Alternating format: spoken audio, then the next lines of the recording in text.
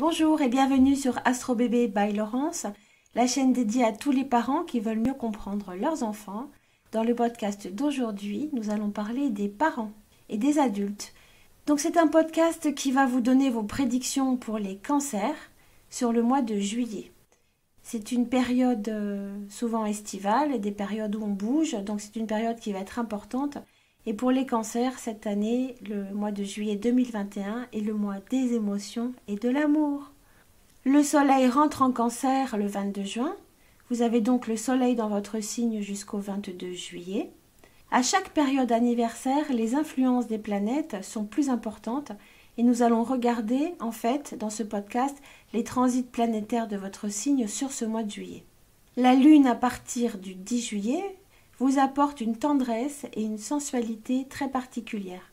Vous serez démonstratif, bienveillant, vos envies de partage en famille ou en couple vont être dynamisées.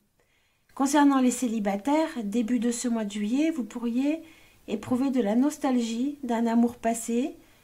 Vous pourrez souffrir également de la solitude et vouloir créer ou recréer des liens avec une personne perdue. Vous avez la possibilité de rencontrer une nouvelle personne dans votre vie. Le célibat est difficile à vivre pour vous sur cette période. Alors ne vous inquiétez surtout pas, nous allons voir par la suite, vous allez avoir de très belles opportunités qui se déclencheront courant de ce mois de juillet 2021.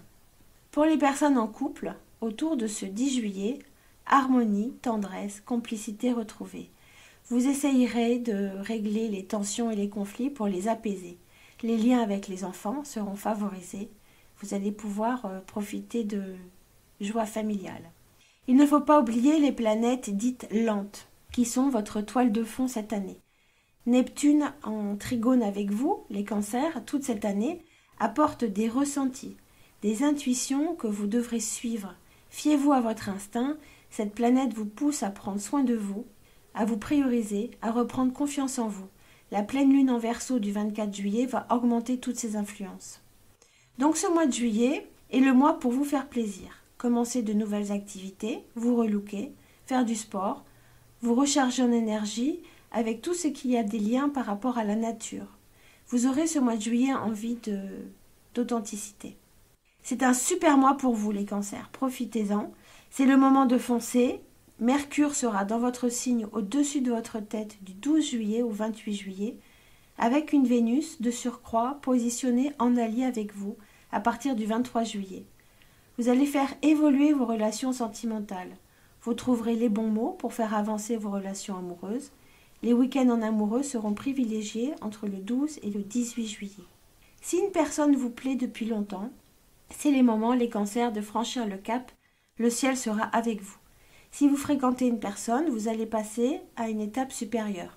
Vie à deux, projet d'engagement et pour certains d'entre vous, projet de construire une famille. La position de notre belle Vénus en Vierge du 23 juillet au 16 août va favoriser les rencontres, les contacts, des nouvelles rencontres en perspective pour les célibataires ou des retrouvailles avec une personne du passé.